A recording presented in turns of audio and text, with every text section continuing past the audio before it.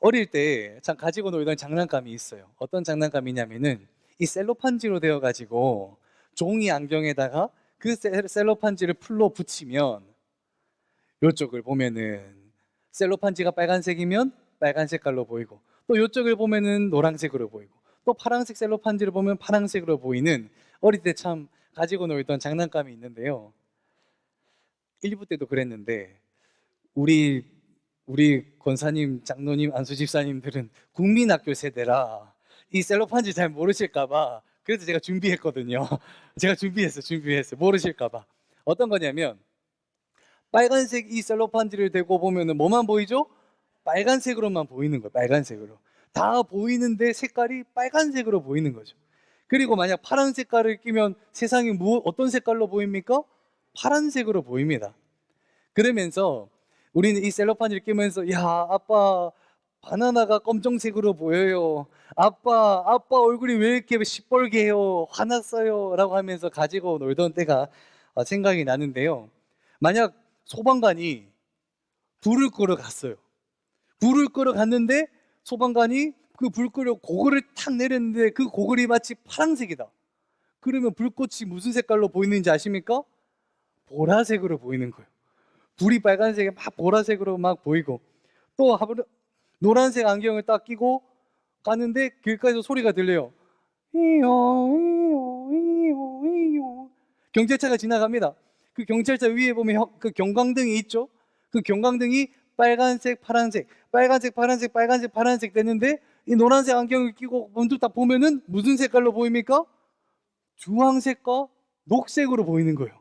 주황색, 녹색, 주황색, 녹색, 주황색, 녹색. 그러면서 참 이걸 가지고 놀았던 그때가 있는데요.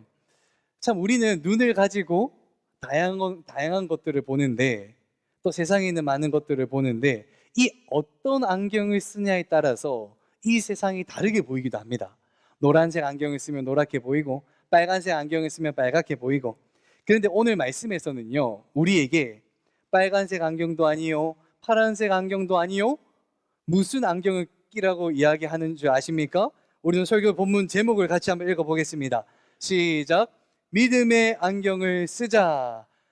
빨간색, 파란색도 아니요, 믿음의 안경을 쓰라라고 이야기합니다. 우리 옆 사람에게 이렇게 한번 인사하십시다. 믿음의 안경을 씁시다 하고 인사하십시다. 믿음의 안경을 씁시다. 믿음의 안경을 씁시다. 믿음의 안경, 나는 안경을 이미 쓰고 있는데 하시는 분이 있다면 믿음의 렌즈라도 끼시기를 축복합니다. 오늘 말씀에서는 이처럼 믿음의 안경을 끼라라고 이야기를 하면서 믿음의 안경을 낀 사람과 믿음의 안경을 끼지 않은 두 부류의 사람을 구별하여 이야기를 하고 있는데요. 오늘 본문 말씀을 통해서 이 믿음의 안경을 낀 사람들이 누구였고, 또 그들이 가지고 있는 특징은 어떠했는지 한번 알아보려고 합니다. 이스라엘 백성이 애굽의 노예로 살고 있을 때에 하나님께서 모세를 부르십니다. 모세를 부르시면서 말씀하시죠. 모세야, 모세야. 모세가 대답합니다. 네, 주님, 내가 여기 있나이다. 그래서 하나님이 말씀하십니다. 내가 너를 애굽으로 보내어 내 백성 이스라엘 자손들을 애굽 땅에서부터 탈출시켜 젖과 꿀이 흐르는 약속의 땅 가나안으로 보내리라. 내가 너희를 인도하리라 라고 하나님께서 모세에게 말씀하신 거예요. 그래서 모세가 가가지고 애굽 땅에서 이스라엘 백성들을 데리고 애굽을 탈출하여 무엇을 건넙니까? 홍해를 건너고 광야를 지나 마침내 약속의 땅 가나안 앞에 딱 도달했을 때예요. 눈으로 볼 때 보여요. 가나안 땅이 보이고 약속의 땅이 보여요. 아, 이제 드디어 다 왔구나. 이제 하나님의 말씀하신 약속의 땅에 다 왔다라고 하고 있을 때 하나님의 말씀이 다시금 임하는데요. 하나님이 모세에게 뭐라고 이야기를 했는가? 우리 13장 1절 2절의 말씀을 같이 한번 읽어보도록 하겠습니다. 시작. 여호와께서 모세에게 말씀하여 이르시되 사람을 보내어 내가 이스라엘 자손에게 주는 가나안 땅을 정탐하게 하되 그들의 조상의 가문 각 지파 중에서 지휘관 된 한 사람씩 보내라. 하나님께서는 모세에게 12명의 정탐꾼들을 뽑아라. 너희가 12지파인데 그 12지파를 대표하는 지휘관들을 뽑아서 저곳 가나안 땅을 정탐하게 하거라 라고 이야기를 해서 모세가 몇 명을 뽑느냐? 12명을 뽑습니다. 그 12명의 이름이 어떠했는가? 제가 읽어보겠습니다. 삼무아, 사밧, 갈렙, 이가리, 호세아, 발디, 갓디아, 갓디, 암미엘, 수둘, 나비, 구우엘이라고 하는 이 이름도 독특한 12명을 뽑은 거예요. 그런데 이 12명 중에서 믿음의 안경을 쓴 사람은 2명밖에 없었는데요. 믿음의 안경을 쓴 사람이 가지는 3가지 특징을 통해서 과연 이 12명 중에 믿음의 안경을 쓴 사람이 누구인지 그 2명을 함께 찾아가 보도록 하겠습니다. 믿음의 안경을 쓴 사람들이 가지는 첫 번째 특징은 follow the command. follow the command. 명령에 순종하는 사람이었는데요. 모세가 12명의 정탐꾼을 불러 세워놓고 너희에게 이제 내가 명령한다. 너희가 가서 해야 될 일에 대해서 이야기를 하고 있는데 17절에 보면은 모세가 이렇게 이야기를 하죠. 앞에 요 1, 2, 3를 띄워주세요. 모세가 이야기합니다. 모세가 가나안 땅을 점탕하러 그들을 보내며 이르되 첫 번째, 너희는 네겝길로 산지에 올라가라. 너희는 네겝길을 통하여 산지를 올라가라 라고 이야기를 하면서 18절에 뭐라고 합니까? 그 땅이 어떠한지를 정탐하라. 그 땅을 정탐하라 라고 명령하고 있고, 세 번째 명령은 무엇입니까? 20절에 보면은 그 땅의 실과를 가져오라. 그때는 포도가 처음 익을 즈음이었더라 라고 이야기를 하면서 그 땅, 지금 포도가 익어갈 때인데 그 땅의 실과 마치 포도와도 같은 열매를 가지고 오너라 라고 하면서 모세가 3가지 명령을 해요. 세넵길로 산지에 올라라, 땅을 점탐하라, 땅의 실과를 가져오라. 그래서 이 12명의 정탐꾼들이 정탐을 하러 갑니다. 그렇게 해서 가나안 땅으로 들어가게 되고, 가나안 땅에 들어갔을 때 그들이 어떤 행동을 취했는가? 13장 22절에 보면은 또 네겝으로 올라가서 헤브론에 이르렀으니 라고 이야기하고 있거든요. 네겝으로 올라가서 헤브론에 이르렀더라. 모세가 이들에게 첫 번째 명령 무엇이라고 이야기했습니까? 네겝으로 산지에 올라가라 라고 이야기했더니 이 12명의 정탐꾼들이 그 말 그대로 네겝을 통하여 헤브론 산으로 올라갔더라 라고 기록하고 있는 거예요. 헤브론 산은요, 이스라엘에서도 만년설이 있는 가장 높은 산 중에 하나였고, 이스라엘 백성들이 여기 갔을 때 아, 헤브론이 이쪽에 있네? 아, 그럼 동서남북이 여기구나. 아, 헤브론 산이 여기 있네? 동서남북이 여기구나. 내가 여기 있구나 라고 판단하는 하나의 척도가 되는 산, 가장 높은 산이었거든요. 이 12명의 정탐꾼들은 모세가 명령한 그대로 네겝 길로 올라 산지로 가라라고 한 그 명령에 그대로 순종하였습니다. 그 순종하고 난 이후에 어떻게 합니까? 13장 25절에 40일 동안 땅을 정탐하기를 마치고 돌아왔더라. 모세가 명령한 땅을 정탐하라, 이 말에 순종하기 위해서 하루 이틀도 아니고 며칠 동안 40일 동안 그 땅을 정탐하였더라.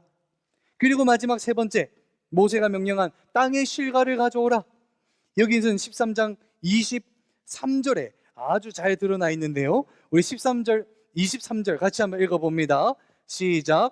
또 에스골 골짜기에 이르러 거기서 포도송이가 달린 가지를 베어 둘이 막대기에 깨어매고 또 석류와 무화과를 따니라.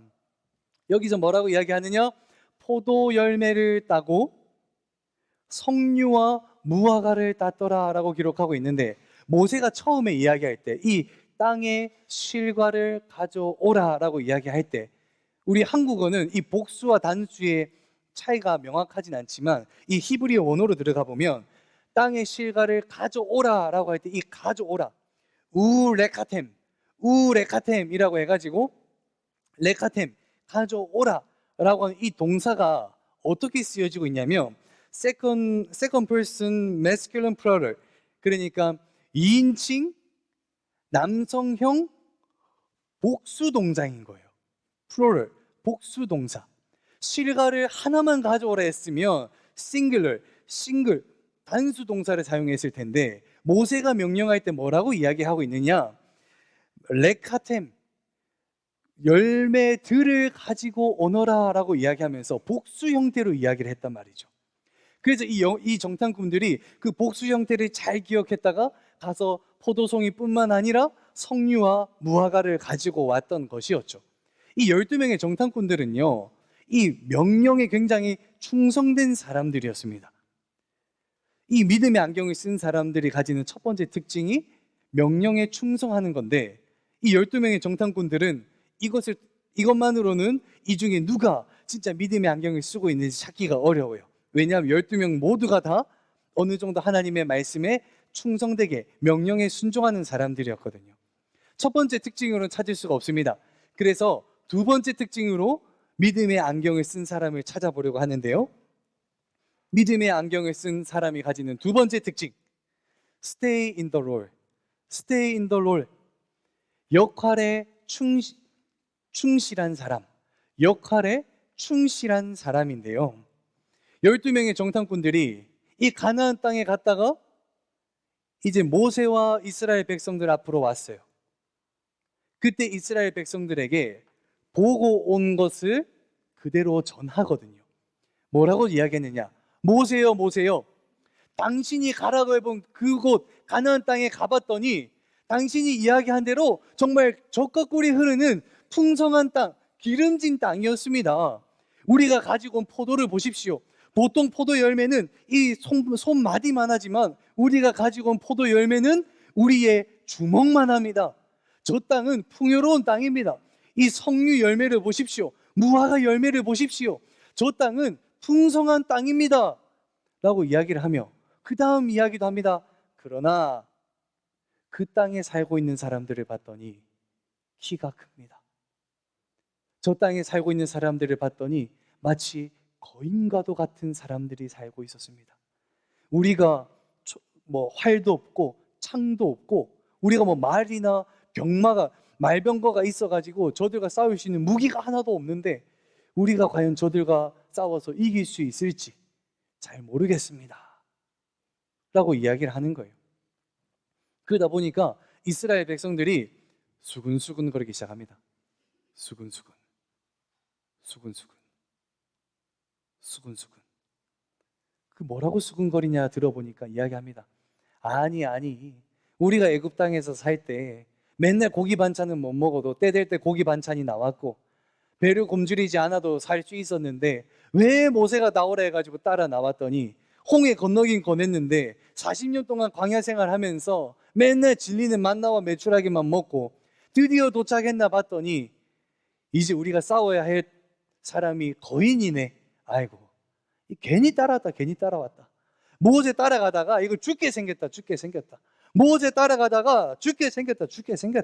이게 도대체 어떤 일이냐? 이스라엘 백성들이 수근수근. 그때 이 12명의 정탐꾼 중 한 명이 나타나는데요, 갈렙이 나타납니다. 갈렙이 나타나서 탁상머리를 치면서 이야기합니다. 조용히 하십시오. 그러면서 30절에 이렇게 이야기합니다. 우리가 곧 올라가서 그 땅을 취하자. 능히 이기리라 하니. 이 갈렙은요, 사람들이 수근수근 거릴 때 갈렙은 탁상을 치면서 조용히 하십시오. 어찌 너희가 불평불만하느냐? 하나님이 저 땅 준다고 했는데 우리가 아무것도 가진 게 없어도 우리가 올라가면 능히 이기리라 라고 이야기했던 겁니다. 믿음의 안경을 쓴 사람은요, 역할에 충실한 사람이었고 보고 들은 것에 있어서 좌지우지 되는 것이 아니라 자신의 역할에만 충성하여 판단하는 사람이 아니었는데요, 왜 이것이 중요하냐면 12명의 정탐꾼이요, 이 가나안 땅에 무엇을 하러 갔습니까? 정으로 시작해서 탐으로 끝나는 걸 하러 가는데 이들이 무엇을 하러 갔죠? 정탐을 하러 간 거예요. 이들은 정탐하러 갔기 때문에 정탐꾼 12명이었던 거죠. 정탐꾼의 역할은요, 그 땅이 풍요한지 가난한지 어떠한 땅인지 판단하고 보고 본대로 와서 보고하는 사람이 정탐꾼인 거예요. 정탐꾼은요, 판단하는 사람이 되어서는 아니 됩니다. 그런데 이 12명 중에 갈렙을 제외한 나머지 정탐꾼들이 뭐라고 이야기합니까? 우리가 저 땅을 간다 하더라도 우리는 저 땅을 가질 수 없다. 보고 들은 대로 이야기하는 걸 넘어 자신의 판단대로 이야기를 하는데요. 뭐라고 이야기를 했는가? 우리 13장 31절과 32절 우리 같이 한번 읽어보겠습니다. 시작. 그와 함께 올라갔던 사람들은 이르되 우리는 능히 올라가서 그 백성을 치지 못하리라. 그들은 우리보다 강하니라 하고 이스라엘 자손 앞에서 그 정탐한 땅을 악평하여 이르되 우리가 두루 다니며 정탐한 땅은 그 거주민들을 삼키는 땅이요 거기서 본 모든 백성은 신장이 장대한 자들이며. 정탐꾼들이 커다란 실수를 한 가지 한 거예요. 본 것을 그대로 이야기를 했더라면 아무 문제가 없었지만 이들이 뭐라고 이야기했습니까? 그들은 우리보다 강하다. 우리가 올라간다 하더라도 그들을 치지 못하리라. 그리고 그 땅은 거주민을 삼키는 땅이라, 저주받은 땅이라. 우리가 그 땅을 가면 그 땅이 도리어 우리를 삼킬 것이라 라고 이야기를 하며 하나님이 주신다고 한 그 땅을 악평하였더라 라고 기록하고 있습니다. 이 정탐꾼들이 실수했던 가장 큰 것은 무엇이느냐? 역할에 충실하지 않고 자신의 역할을 뛰어넘어 판단하여 하나님의 자리로 올라갔던 것이 잘못이었습니다. 12명 중에 한 명, 갈렙은 역할에 충실한 사람이었는데요. 근데 믿음의 안경을 쓴 사람이 몇 명 있다라고 이야기를 했었죠? 2명 있다라고 이야기를 했었습니다. 그럼 나머지 한 명이 더 나와야 되잖아요. 우리 세 번째 특징을 통해서 찾아보도록 하겠습니다. 믿음의 안경을 쓴 사람이 가지는 세 번째 특징은 Believe the promise. Believe the promise. 약속을 믿는 사람이었습니다. 약속을 믿는 사람이었습니다. 갈렙이 책상을 치면서 여러분 하나님이 주신다고 하셨으니 올라가면 능히 이길 수 있습니다 라고 이야기했지만 나머지 정탐꾼들이 나와가지고 능히 우리는 이기지 못한다. 그 땅이 우리를 잡아먹을 것이다. 거인들의 칼과 거인들의 주먹에 우리는 나가 떨어질 것이다. 우리는 다 죽고 말 것이다 라고 이야기를 할 때 호세아라 불리는 여호수아가 나타나는데 이 여호수아는 굉장히 다혈질이 좀 있었던 것 같기도 하고 옷을 그냥 두두두두두둑 옷을 그냥 두두두두두둑 뜯으면서 이렇게 외칩니다. 14장 8절과 9절을 우리 같이 한번 읽어보겠습니다. 7절과 8절 같이 읽습니다. 시작. 이스라엘 자손의 온 회중에게 말하여 이르되 우리가 두루 다니며 정탐한 땅은 심히 아름다운 땅이라. 여호와께서 우리를 기뻐하시면 우리를 그 땅으로 인도하여 들이시고 그 땅을 우리에게 주시리라. 이는 과연 젖과 꿀이 흐르는 땅이니라. 아멘. 이 여호수아는 누구의 말씀을 믿는 사람이었습니까? 하나님의 말씀을 믿는 사람이었어요. 하나님의 약속, 내가 너희에게 줄 땅으로 가라. 내가 너희에게 줄 그 땅을 정탐하라 라고 했던 그 하나님의 약속을 믿었던 거예요. 그러면서 여호수아가 이야기합니다. 여러분 저 땅은 하나님이 우리에게 주신다라고 말씀하셨던 그 약속의 땅입니다.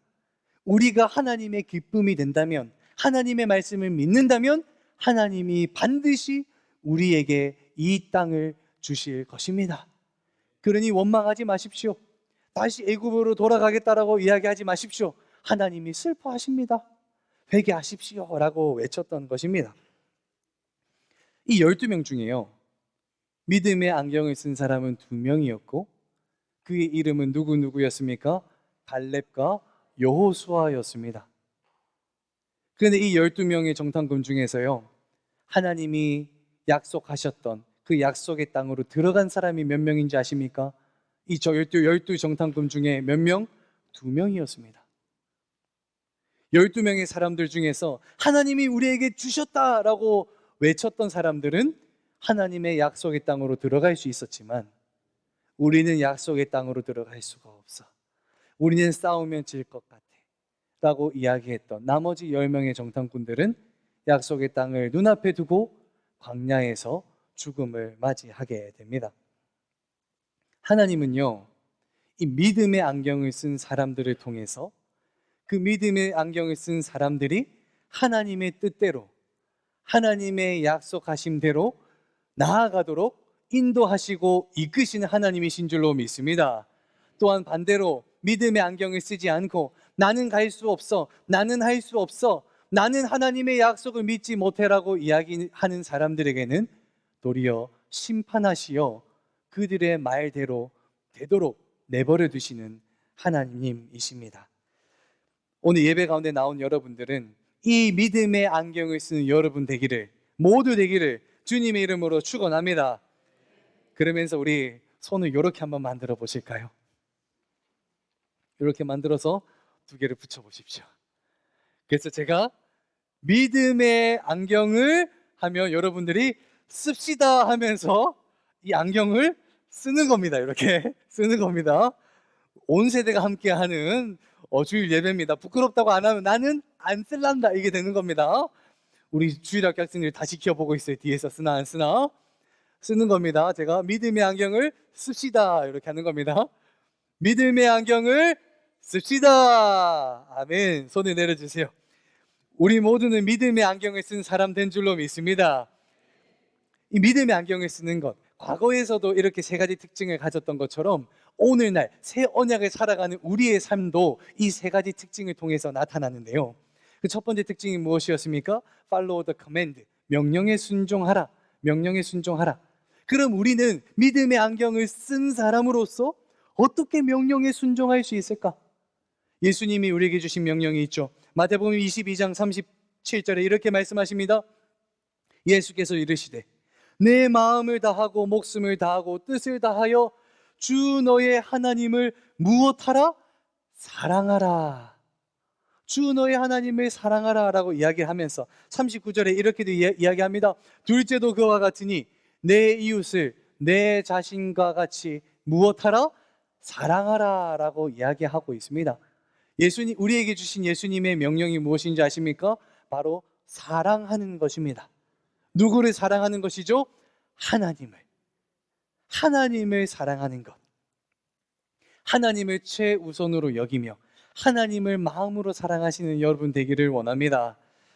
이 하나님을 사랑하는 거의 반대말이 뭔지 아세요? 하나님을 안 사랑하는 게 아니에요.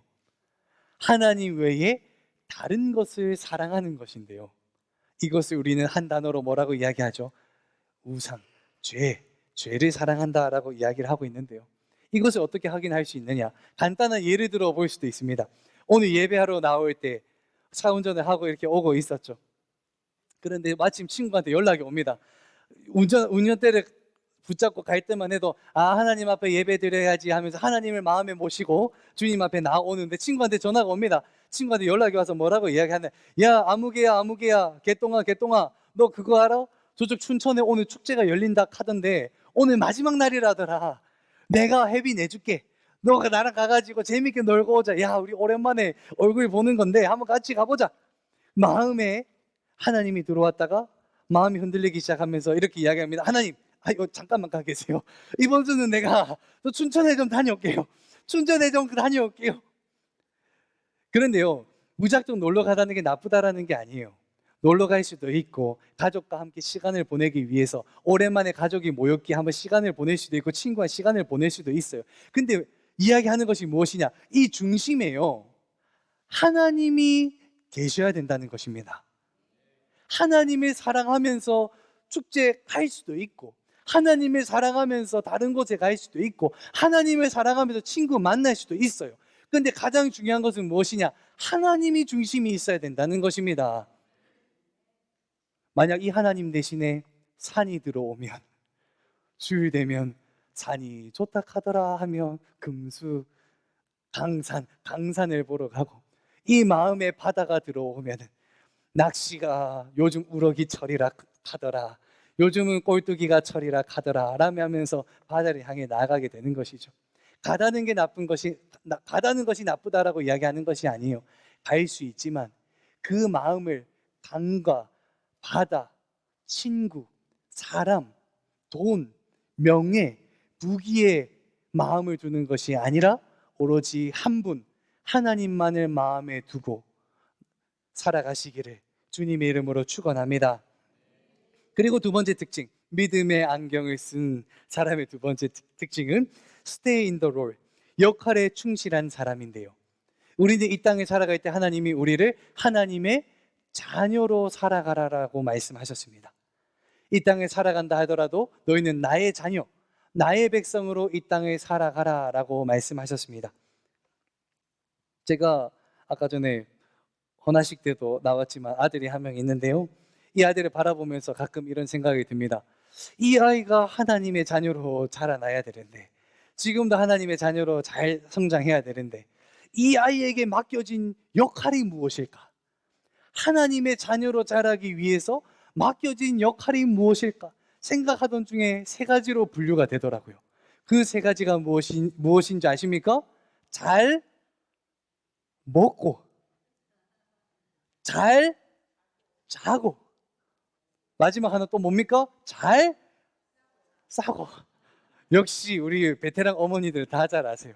이 아기의 역할을 다 잘하려면 무엇을 잘해야 되죠? 잘 먹고, 잘 자고, 잘 싸야 되겠죠. 이것을 잘 하는 게 저 아기의 역할인 거예요. 그럼 초등학생의 역할은 무엇입니까? 초등학생이니까 초등학교를 가는 게 중요하겠죠. 중학생이면 중학교 가는 게 중요하고, 고등학생이면 고등학교 가는 게 중요하고, 대학생이면 대학교 가는 게 중요하고, 내가 직장인이라면 어디 가는 게 중요합니까? 직장 가는 게 중요하고, 내가 사업을 하고 있으면 어디 가야 됩니까? 사업장에 가야 되는 거예요. 그런데 만약에 초등학생이 나에게 주어진 그 역할에 충실하여 초등학교를 가던 길에, 아이고 오늘은 학교 좀 땡땡이 치고 친구들과 함께 컵라면 하나, 요렇게 표현하더라고요. 컵라면 하나 때리면서 PC만 가야겠다. 그러면 이 초등학생 역할에 충실한 아이입니까? 아닙니까? 아니라는 거예요. 아니라는 거예요. 하나님께서는요, 우리가 이 땅을 살아가도록 할 때 각자의 자리에서, 하나님이 부르신 그 자리에서 주어진 일을 감당하도록 하십니다. 그러면서 우리가 그 역할에 충성되게 감당하며 하나님의 빛의 자녀로 살아내어 가기를 원하십니다. 역할에 충성된 삶을 살아 하나님의 자녀로서 하나님 앞에 영광 올려드리는 여러분 되기를 주님의 이름으로 축원합니다. 그리고 마지막, 믿음의 안경을 쓴 사람이 가지는 세 번째 특징은 believe the promise, 약속을 믿는 사람인데요, 누가복음 14장 16절에 이렇게 이야기합니다. 제가 읽겠습니다.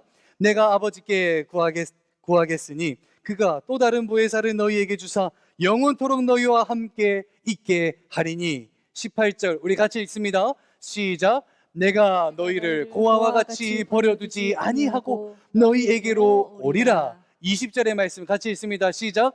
그날에는 내가 아버지 안에 내 안에 내가 너희 안에 있는 것을 너희가 알리라. 예수님께서 뭐라고 약속하십니까? 내가 너희 안에 성령님으로 함께 하겠노라. 내가 너희와 함께 하겠노라. 예수님께서 약속하여 주신 줄 믿습니다. 예수님 하나님께서는 우리가 이 땅에 살아가라라고 말씀하시며, 너희의 마음에 사랑을 품으라. 하나님을 사랑하고 내 이웃을 사랑하라. 그리고 너희에게 주어진 그 역할을 충성되게 감당하라. 그러나 이 일을 감당해 나갈 때 어려움이 반드시 온다. 힘듦이 반드시 온다. 넘어지기도 하고 쓰러지기도 하고 도저히 일어날 수 없을 만큼 좌절되어 그 낙담의 늪에 빠져버릴 때가 있을지어다. 그러나 너희가 반드시 기억해야 될 것은 내가 성령 하나님으로 너희와 함께 하리로다. 아멘. 함께 하시는 성령님과 내 안에 내주하시며 나의 매 순간순간 1분 1초 1초 1초 모든 순간을 함께 하시는 성령님과 동행하시는 한 주 되시기를 주님의 이름으로 축원합니다.